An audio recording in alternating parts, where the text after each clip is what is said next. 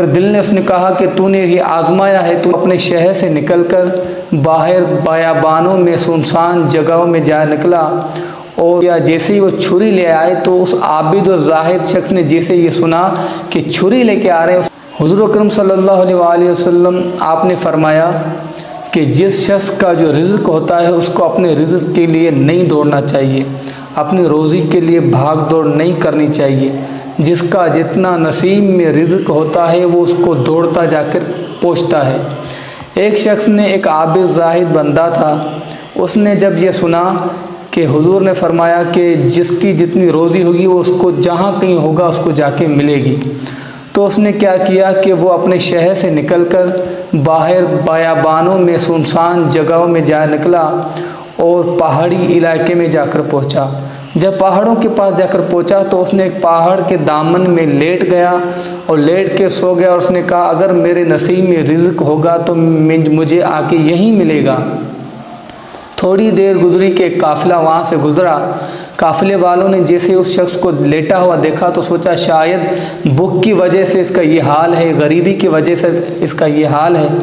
پھر قافلے والے جیسے اس کے قریب آئے، اس کو ہلایا، جھونجا، لیکن اس نے کوئی جنبش، کوئی موومنٹ، کوئی حرکت نہیں کی، ایسے جان بوجھ کے لیٹ گیا جیسے وہ مرا ہوا ہو۔ پھر قافلے والوں نے سوچا شاید بھوک کی وجہ سے اس کا یہ حال ہو گیا کہ مرنے کو قریب ہے، اور اس نے ایسے کیا کہ اپنے دانتوں کو بھینچ لیا، یعنی دانتوں کو بند کر دیا کہ کھولے سے بھی نہ کھلے۔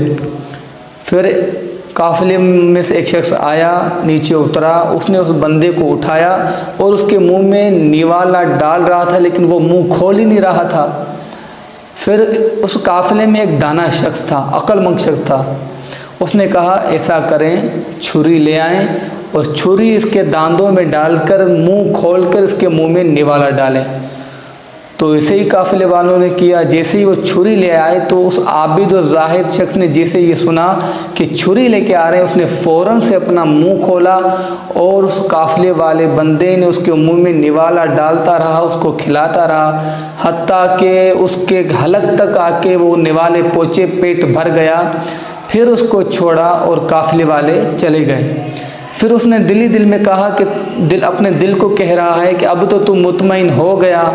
واقعی جس کا جتنی روزی نصیب میں ہوتی ہے وہ دنیا میں کہیں بھی ہو اس کو اس کی حصے کی اللہ تعالیٰ رزق عطا فرماتا ہے۔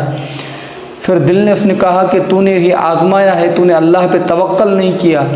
تو نے اس قول کو آزمایا ہے۔ فوراً اس شخص نے توبہ کی اور رجوع کیا اور استغفار کی اور کہا یا اللہ میں ہر حال میں اب تیرا ہی توکل کروں گا، ہر حال میں تیرا شکر کروں گا۔ تو اس حکایت سے ہمیں یہ درس ملتا ہے کہ دانے دانے پہ لکھا ہوتا ہے کھانے والے کا نام، کہ جس کے نصیب میں جتنی روزی ہوتی ہے اللہ تعالیٰ اس کو دنیا میں کہیں بھی ہو اس کو رزق پہنچتا ہے۔